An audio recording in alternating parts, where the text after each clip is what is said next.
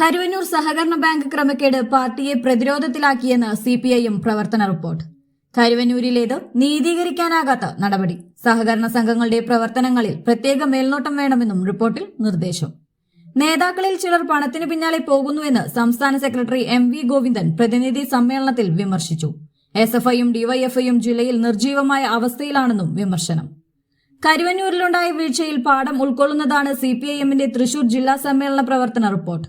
കരുവന്നൂർ ബാങ്കിലെ ക്രമക്കേട് ജില്ലയിൽ ഉടനീളം പാർട്ടിയെ പ്രതിരോധത്തിലാക്കി. നീതീകരിക്കാനാകാത്ത നടപടി സഹകരണ മേഖലയുടെ വിശ്വാസ്യതയെ തന്നെ തകർത്തുവെന്നും ജില്ലാ സെക്രട്ടറി MM വർഗീസ് അവതരിപ്പിച്ച പ്രവർത്തന റിപ്പോർട്ട് പറയുന്നു.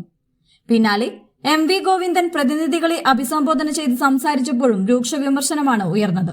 നേതാക്കളിൽ ചിലർ പണത്തിനു പിന്നാലെ പോകുന്ന പ്രവണതയുണ്ട്. പാർട്ടിയുടെ പ്രവർത്തനത്തിൽ തന്നെ മോശം പ്രവണതകൾ കടന്നുകൂടി. വർഗ ബഹുജന സംഘടനയായ SFIയും DYFIയും താഴെത്തട്ടിൽ തീർത്തും നിർജീവമായ അവസ്ഥയാണ്. പലയിടങ്ങളിലും യൂണിറ്റ് കമ്മിറ്റികൾ പ്രവർത്തിക്കാത്ത അവസ്ഥയെന്നും MV ഗോവിന്ദൻ വിമർശിച്ചു.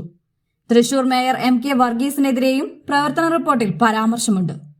2.5 വർഷം MK വർഗീസും ബാക്കി 2.5 വർഷം LDFും എന്ന ടേം വ്യവസ്ഥ MK വർഗീസ് അട്ടിമറിച്ചു.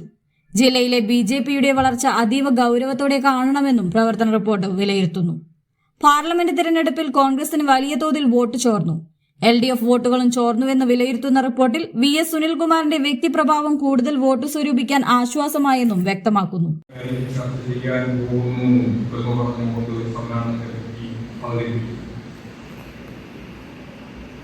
നിങ്ങൾ ഈ പറയുന്ന കാര്യങ്ങളൊന്നുമല്ല ഞങ്ങളുടെ അസ്യാപം. ഞാൻ നേരത്തെ പറഞ്ഞതുപോലെ ഈ പാർട്ടിയെ ഇന്ത്യയിലെയും അതിന്റെ ഭാഗമായിട്ട് കേരളത്തെയും ഏറ്റവും പ്രമുഖമായ രാഷ്ട്രീയ പ്രസ്ഥാനമായി വളർത്തിയെടുക്കാൻ ഞങ്ങൾ കഴിഞ്ഞ 3 കൊല്ലക്കാലം നടത്തിയ പ്രവർത്തനത്തെ സ്വയം വിമർശനപരമായി പരിശോധിച്ച്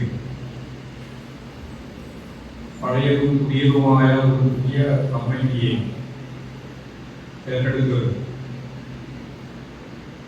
ഭരണഘടനാപരമായ ജനാധിപത്യ ഉള്ളടക്കത്തോടുകൂടിയുള്ള സമ്മേളനം പൂർത്തിയാക്കുക എന്നുള്ളതാണ് ഞങ്ങൾ